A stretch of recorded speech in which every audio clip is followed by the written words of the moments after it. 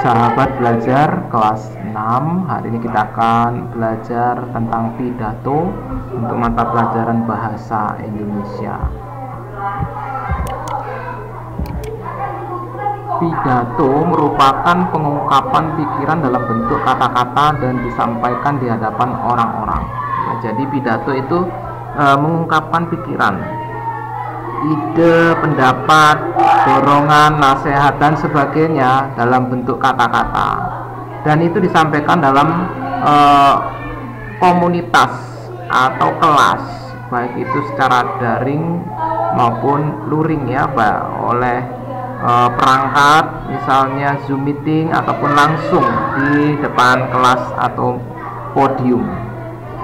Tujuan pidato ini bermacam-macam ya. Selain menyampaikan informasi, pidato juga dapat memotivasi, mengajak, mendorong, atau mungkin juga memberikan semangat dan lain-lain.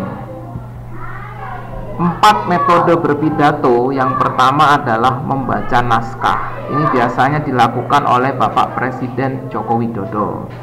Yang kedua, impromptu. Ini mendadak ya, ketika kita duduk kita diminta secara tiba-tiba serta-merta untuk menyampaikan pidato. Misalnya pada pidato acara ulang tahun, syukuran, dan sebagainya. Yang ketiga, ekstemporan. Ini hanya menuliskan poin-poin penting. Biasanya pembawa pidato membawa kertas kecil berisi poin-poin penting yang harus disampaikan. Ya, misalnya pidato oleh Menteri Keuangan ya, tidak mungkin semua laporannya disampaikan, hanya poin-poin penting.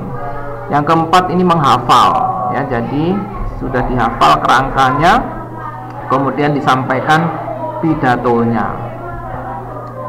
Ada 3 bagian pidato. Yang pertama ini pembuka, kedua isi, dan penutup.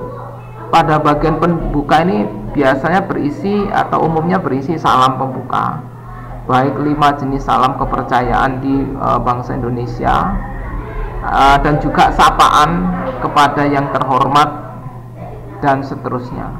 Isi ya, kita menyampaikan isi pidato, latar belakang, tujuan, ajakan, kesimpulan. Ini ada bagian isi.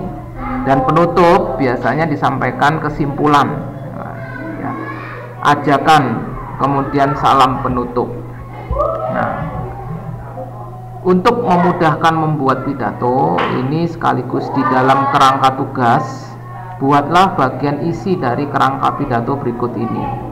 Nah, untuk memudahkan membuat pidato, kita membuat kerangka teks pidato. Ada pembuka, salam, ungkapan puji syukur, ada isi, ada tujuan, hal-hal umum, kemudian ajakan, lalu kesimpulan, dan penutup bisa pengulangan ajakan, lalu salam penutup.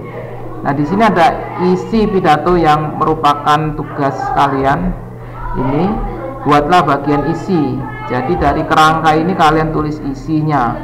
Tujuan disiplin berlalu lintas adalah, dan seterusnya. Perilaku sebagian besar masyarakat berlalu lintas saat ini digambarkan dalam 1 atau 2 kalimat masing-masing poin ini. Ya, itu adalah tugas kita dalam topik pidato ini. Mudah-mudahan kita dapat memahami. Terima kasih untuk semangat belajarnya. Salam sehat untuk kita semua.